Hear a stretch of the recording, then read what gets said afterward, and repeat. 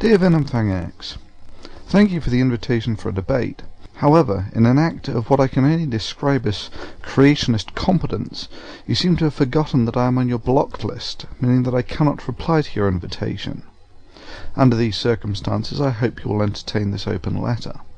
I find the actions of inviting one of the thousands on your blocked list to a debate contradictory, and this inevitably draws a moral question mark over your motives. Why the change of heart? What are your intentions? A debate? Debate what? Science?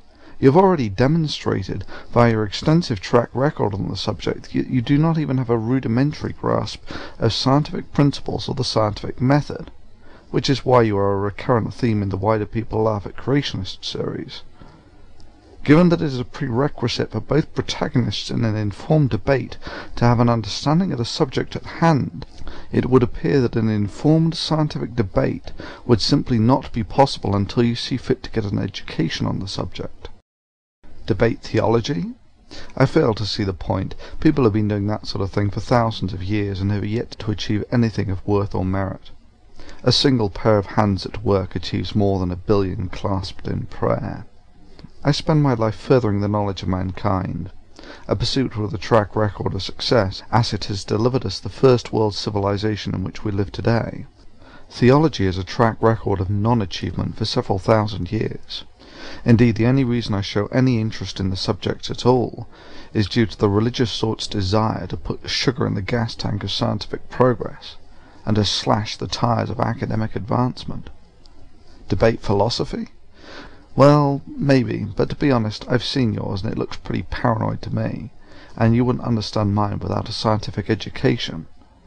However, if you seriously desire an interchange on the subject, then I invite you to get the ball rolling by making a video stating exactly and concisely why you think you are the first scientific illiterate in the entire of history to have some sublime insight into the functioning and structure of the universe, while not even having a rudimentary grasp of basic scientific principles. I certainly would like to hear your justification as to why you think the most educated and able people at the top academic centres of the world are all wrong in their use of reasoned logic to interpret physical data, while you, who wouldn't even understand the undergraduate courses taught in these universities, believe that you have a greater insight than all of them put together.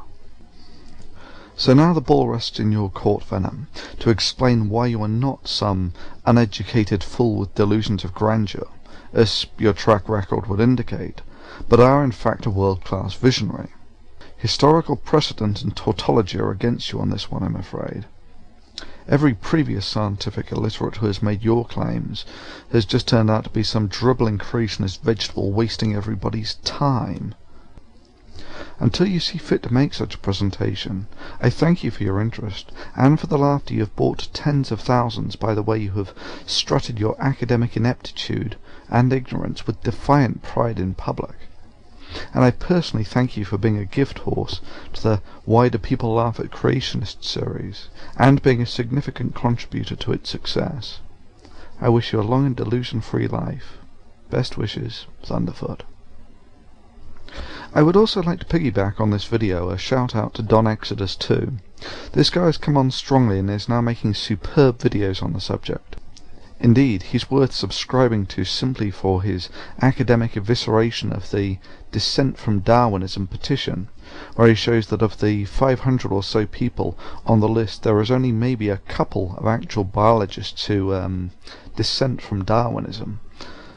I would also like to add a shout out to Expelled Exposed from the National Centre for Science and Education, which is likely to be a useful place to subscribe if you have an interest in keeping your finger on the pulse of the religious sort's efforts to retard and diminish the scientific standing of the United States on the world stage.